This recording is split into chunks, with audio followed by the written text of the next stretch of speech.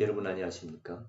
이번 시간에는 17강 2015년도 기출문제 건물 붕괴 위험성 평가에 대해서 같이 한번 풀어보도록 하겠습니다. 자, 건물 붕괴 위험성 평가에서 옳은 것을 묻었습니다. 자, 내화전 1등급이 되겠습니다. 준내화전은 2등급이 되겠고요. 조조전은 3등급, 경량목구조는 5등급이 있습니다. 가운데 4등급 중량목구조가 있죠. 자, 내화전은 보통 고층 건물에 주로 내화전을 철근과 콘크리트의 결합입니다. 자, 그런데 평소에는 철근과 콘크리트의 10% 열평창 개수가 10% 정도가 차이가 나지 않습니다만 화재가 나면 달라집니다. 화재가 발생하면 20% 정도 철근이 내부에 들어있는 철근이 열평창 개수가 높습니다. 그래서 콘크리트의 균열을 초래합니다.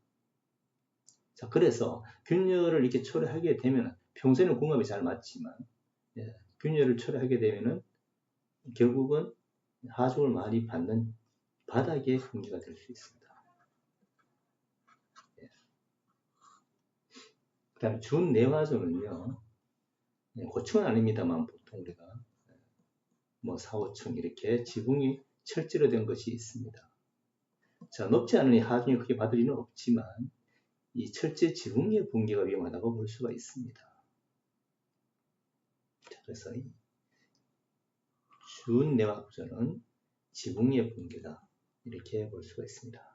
자, 3등급 조적조는요, 벽돌로 쌓은 거잖아요. 보통 2층 건물 같은 거 요즘은 철근이 들어간다고 합니다만 벽돌을 이렇게 착착 싸서 미장을 입힌 거란 말입니다. 자, 이렇게 된 건물들은 안에, 그러니까 벽돌과 미장이라는 것은 안에 수분이 들어있습니다.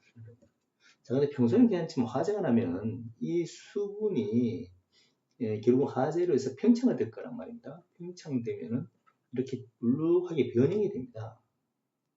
자, 안에 철근이 없으니까 변형이 되면 여기서 우리가 작업하면서 화재 진화 작업으로 물을 계속 쏘게 되면 이 벽이 붕괴될 수가 있거든요.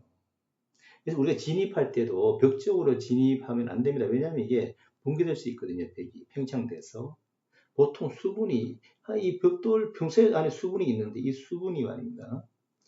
화재와 관련해서 수증기가 되면 1700배 팽창을 할 수가 있습니다. 면적이. 그래서 폭렬 현상이 일어나기도 합니다. 자, 아무튼 그렇게 해서 조적조는 벽 붕괴가 맞습니다.